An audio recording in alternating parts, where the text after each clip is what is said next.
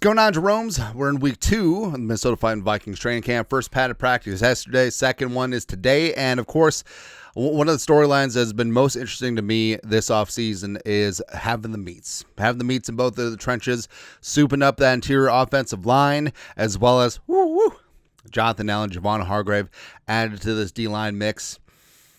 Baby, we're going to have a stew going, right? And, of course, in training camp early on, your ties go to the veterans. Defense always has an advantage over the offense. But, I mean, yesterday was pretty telling. Notably, 2-minute drill where the defense just shut down things. Got multiple sacks on McCarthy. Then you had Sam Howell's 0 for 3. Didn't go anywhere. Not going to do it. But we got some truths about the trenches. Here's five truths about the Vikings trenches right now. Number one, the best defense in the NFL. So everyone and their mom's freaking out. It's like, oh, they couldn't move the ball in 2-minute drill. What's wrong with the offense? I think it's more about the defense right now. First day in pads. Everyone wants to prove something. But this defense can play right now. And honestly, they're going to be among the best in the NFL. And we talked about how this defense finished second in DVOA last year. They're fifth in points, first in takeaways, number 1 in blitz, number 4 in pressures, and they're not even talked about.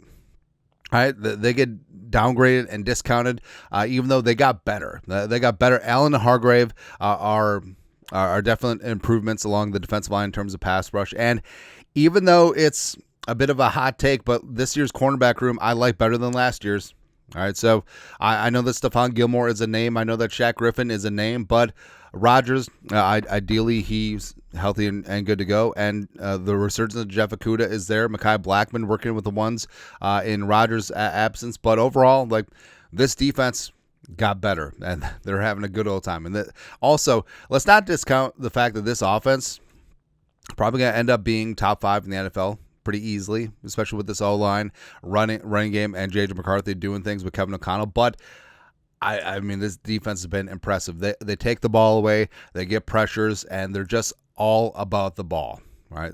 So this is going to be really damn impressive. Number 2, all this is good for Justin Jefferson. All this is good for J.J. McCarthy. I'm never going to sort out the J.J. is McCarthy and Jets is Jefferson, because everyone and their mom, we all called Justin Jefferson JJ for like the first 3 years. But it's all right. But all this is good for McCarthy because it really is a trial by fire, right? Now, I know that sometimes like fans want to see, oh, the quarterback is dominating yet again in training camp. Everything looks good. But, I mean, it's great for training camp, but that don't mean jack poop in November, December, January, February, right? Because iron does indeed sharpen iron. So the fact that McCarthy gets to go up against this defense every single day, he's talked about it, Flores has talked about it, it's only going to make him better. And I know that defense around the NFL, they're going to throw different looks in there, but nothing is going to be as complicated as this every single friggin' day.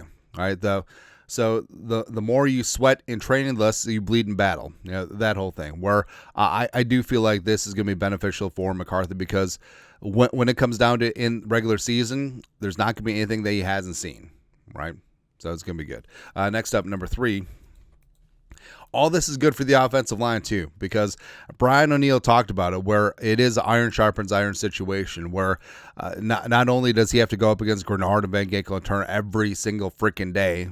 That's what he has to do, right? But this offensive line, yes, they're missing Darisaw, and also offensively, yes, they're missing Justin Jefferson right now. But they do have Jackson, Kelly, Fries, and O'Neal. Fries is getting about half of the first-team reps. You got Brandel in there for the other half. But I feel like this is all good for them right now because they will be tested, they will be pushed, and this entire week in pads, like it is going to be a baptism by fire, baby. Like Allen, Hargrave, they're looking to make a name for themselves. Phillips, Taki, Redmond, TID, LDR, and not to mention the edge guys. Like all of this, they're not going to find as talented of a group on the regular season schedule. It might be close, certainly, but every single day in practice, it's hot. People are irritated. You're low on sleep, and you're all of a sudden you just have this in your face every single day. It's gonna make you better. Absolutely, it is gonna make you better. Number 4, Jonathan Greenard will win Defensive Player of the Year.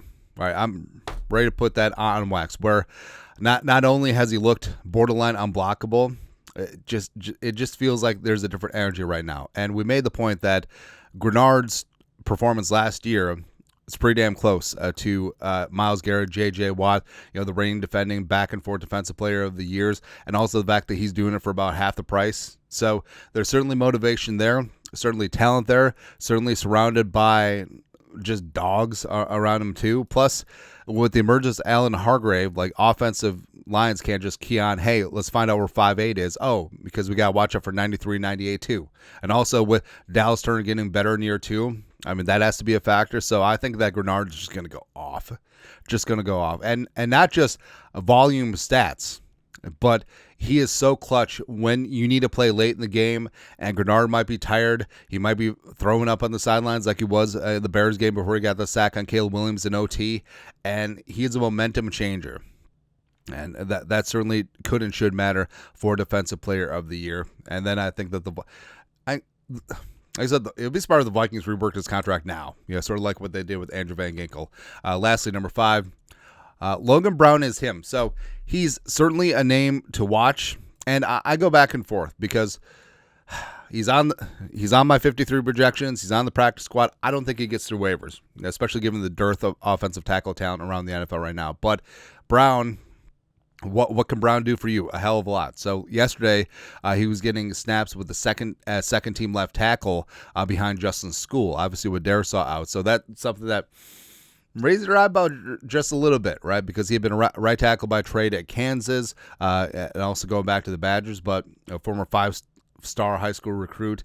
He's got the right attitude. He's got size. He certainly has potential. I feel like the Vikings may have to keep him on the 53 because he may not get through waivers onto the practice squad. And like I said, even though 53-man projection, I put him on the bottom yesterday, but the fact that he's already getting second-team reps, second week of training camp, I think that says a lot. And also, let's not discount, like, hey, Brian O'Neill is getting up there in age too. Maybe has 4 or 5 years of his prime left. Could this be a spot where he's going to be him eventually? Or Logan Brown, does he develop into the swing tackle for Justin School in a couple years? Don't know. But either way, I can't wait to watch Logan Brown in the 3 preseason games at joint practices. It's going to be good. All right, so definitely keep an eye on 6-2. But your thoughts are thoughts. Tell the Truth Tuesday, Trenches edition. Basically, defensive line, very good. Offensive line, we'll get there. And this is all good for McCarthy. That's it. But your thoughts are thoughts. Comment section, you guys, the best you know to do. Skol, production value.